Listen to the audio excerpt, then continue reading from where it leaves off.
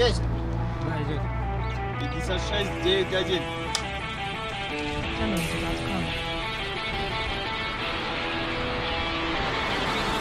Начали. Максаттар өзгөрүп отуруп, ушул акыркы учурда коомго пайда келтирүү. Баталов камера 74-12. Жаш жубайлардын арасында ажырашуу өтө көп кездешет. Мындай Айкөл баатырлардын бир образын чагылдырсам деген ушундай максат бар. Мындайча айтканда жашоого максатын таптым. Мисалы Курман Жаннаттардан айлык аз деп баш тартып койгон көбү.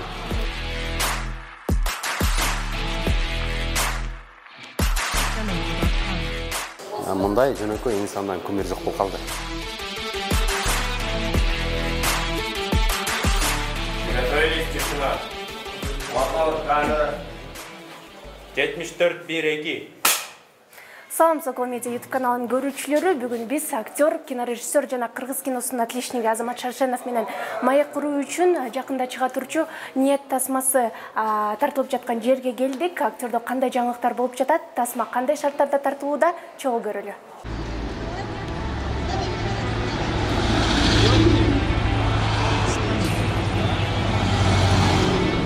Тишина. Есть. 5691.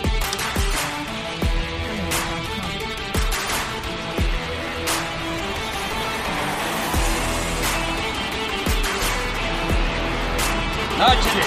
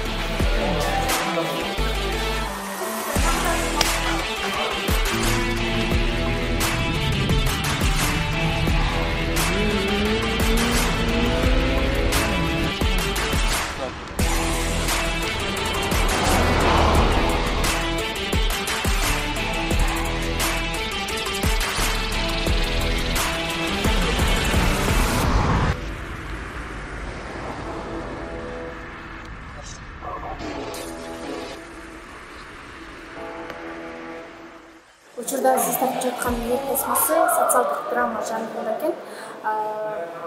Бул тасманы тартуу максаты кандай? Тасманы тартуу максаты эми адамдын ар кандай максаты болот экен. Жыл өткөн сайын, жашоо өткөн сайын ушу максаттар өзгөрүп отуруп, ушул акыркы учурда коомго пайда келтирүү, динибизге пайда келтирүү, азыркы учурдагы болуп аткан актуалдуу көйгөйлүү темалар бар, мисалы. Ошол эле телефон, кички балдарыбыз ушу телефондон баш чыкпайт. Ошол маселе боюнча жаштар арасында ажырашуу, жаш жубайлардын арасында ажырашуу өтө көп кездешет. Алар эмне үчүн ажырашат деген баягы суроолорго жооп табуу максатында жана ошолорго кичине болсо дагы бөгөт коюу максатында да, баягы бир-эки кишини ушул тасма аркылуу токтотуп кала турган болсок, бул биздин максатыбызга жеткен болобуз да. Же болбосо бир-эки кички бала ушул телефондон караганда аны токтотуп китепти көбүрөөк окуп кала турган болсо, ушунча миллион кишинин арасында биз максатыбызга жеткен болобуз. Ошондой эле өспүрүм балдар, деги эле ошо эркектер ошо энеге болгон сый урматын, эненин кадырын жок дегенде ушу тасманы көрүп, бир адам, бир бала ушинтип энени кадырлап кала турган болсо, же атаны сыйлап кала турган болсо, биз чыгармачыл топ өзүбүздүн максатыбызга жеткен болуп эсептелет. негизги максат ошол ба социалдык чыгарма болгондуктан бүт ошол маселелердин баардыгы козголуп кеткен. Анан албетте мындай кички балдардан чоң эне, чоң аталарга чейин отуруп көрө турган тасма болушуна биз болгон аракетти жумшап жатабыз. Муну кантип жумшап жатабыз? Себеп дегенде, сценарий жазып атканда ар кайсы муунга, ар тармактуу инсандарга окутуп, алардын оюн эске алып, отуруп, анан Кудай буйрса, мына 12-чи вариантка келгенде, ошо 12-чисин ошол анткени себеп дегенде бул диний, акыйдавий маселелер дагы камтылгандыктан биз ушу диний ишмер алымыбыз Фархат Ажыке Юсуповго дагы каратып, ошол кишинин редакциясынын жыйынтыгында 12-чи варианты бүтүп, анан ошол негизинде бисмилла деп тартып, мына азыр 60% бүтүп калды. Аят тасмасынан кийин сизди көпчүлүк Али катары таанып калышканда, анан ошол роль сизге эмне берди? Алгач бул тасма биринчи өзүмдү таптым. Мындайча айтканда, жашоого максатымды таптым. Анан эми бул тасмада каарман, бул аяттагы каарман Али да. Ал чынчыл, ал мекенчил, ал деген үй бүлөгө кам көргөн, ата-энени урматтаган, ушундай жаш балдарды ушундай бир мээримин төккөн, балага мээримин төккөн ушундай бир каарман да. Адилеттүү. Анан эми аны көргөндөн кийин элдер ошондой туюм, ошол каарман аркылуу мени дагы жашоодо ошондой 5 маал намаз окуган, такыбачылыкка аракет кылып жүргөн, таза инсан катары кабыл алып жүргөндүктөн мен дагы ошондой болгонго аракеттин үстүнөмүн да. Болбосо бул аят долбооруна чейин кичине көз караштар башкача болчу. Жүрүм турум башкача эле, көз караштар башкача эле, динге болгон иши кылып, мындай жамандык, жакшылык деген нерсе бар эмес беле, ошонун мындай терс жагына көбүрөөк. Эми боло берет да, эми деген нерсе көп болчу да. Азыр жок. Азыр андай эмес. Анан аят тасмасындагы Али менен азыркы ниет тасмасындагы жаратып жаткан ролдоруңуздар окшошпу же башкачабы? Окшошуп кетет. Болгону бул ниет тасмасында спортсмен катары көрсөтүлбөйт. Ниет тасмасында ишин мыкты аткарган, мыкты врач катары көрсөтүлөт да. Болгон эле айырмасы ошол, калгандардын баардыгында окшоштуктар бар десем болот. Анан өзүңүз көбүнчө ушундай социалдык драма болуп, же болбосо мындай коомдун маселелерин көтөргөн тасмаларды тартасыз да, көбүнчө анан башка жанр, мисалы детектив болобу же триллер болобу, ушундай жанрга өтөйүн деген оюңуз жокпу? Жок, көргөм мисалы жанрларды, мисалы комедия жанрын көрдүк, мисалы Ишен деген жанагы кино тартканбыз. Шайлоочулар, шайлоого ылайыктуу. Бирок азыр шайлоо алдында ар бир телевидение көрсөтөт, эмнегедир дайыма. Андан сырткары триллер жанрын тарттык, ошо ужас, мурас деп. Киши жегиш кемпир повестинин негизине тартылды. Самай Кулманбетовдун авторлугуна, ошо авторлук кылган китептин негизинде да. Анан эми ойлоп көрсөм, ошол негизинен ошо мен абдан ырахат ала турган бул өзүмдүн эле жанрым экен да, социалдык драма. Криминалдык элементтер менен мындай оор басырыктуу, орундуу, орчундуу социалдык драма жанры эле мага мындайча айтканда өзүмө таандык экен, өзүмө дагы ошондон көбүрөөк ырахат алат экенмин да, байкап көрдүм. Тигине да көрдүм, муну да көрдүм, эми ушуга Кудай буйрса токтолобуз. Жакшы. Азыр акыркы учурда мындай актёрдук карьераңыз бир аз токтоп калгандай да, көбүрөөк режиссерлукка басым жасап калгандайсыз да, бунун себеби эмне?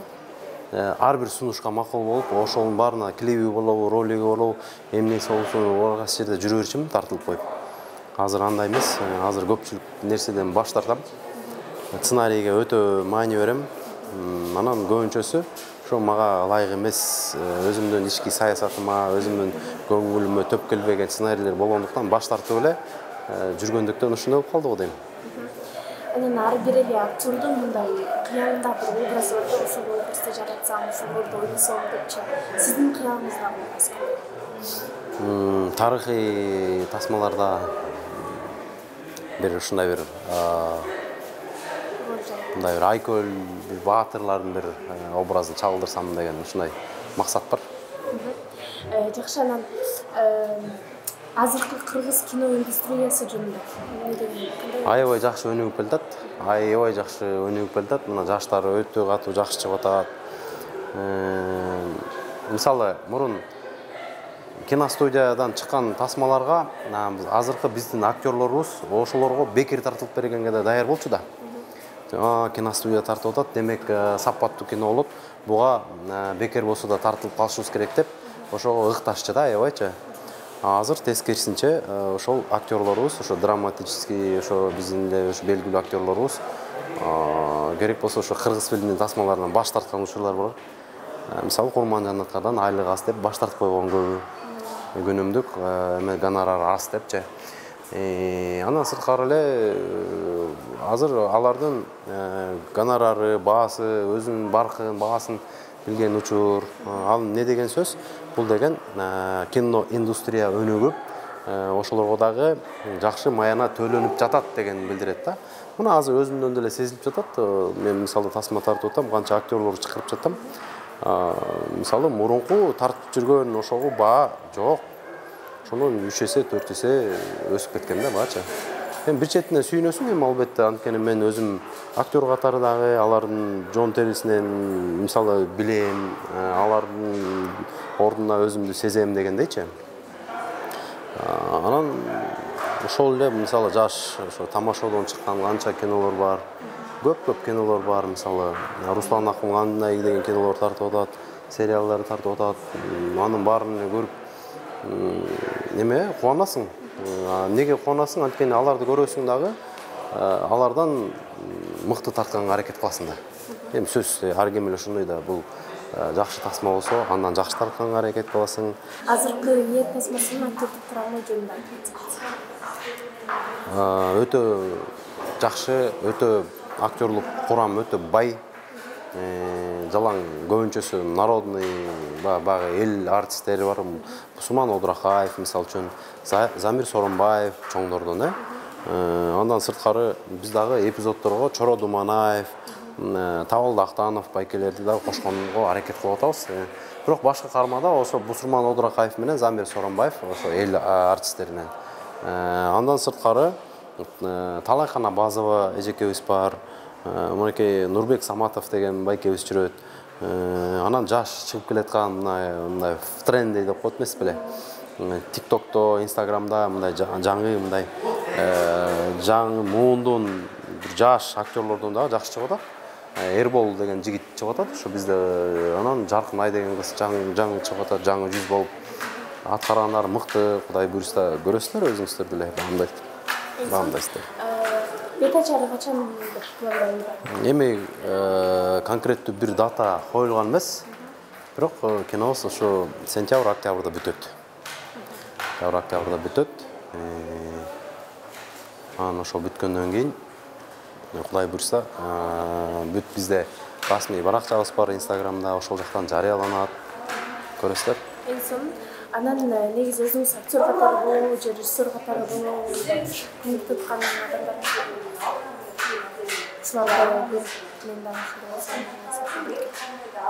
көмүр туткан азыр жок. Мурун илгери бар болчу эле, азыр андай деле жок.